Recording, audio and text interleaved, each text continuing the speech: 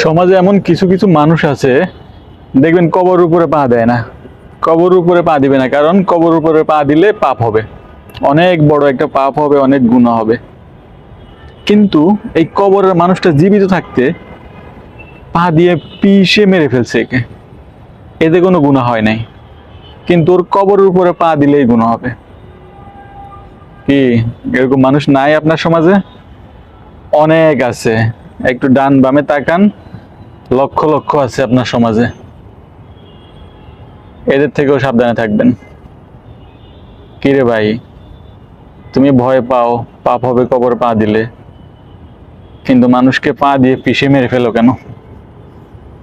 জীবিত থাকতে কি সে মানুষ ছিল না? মরে যাওয়ার পরে মানুষ হয়েছে?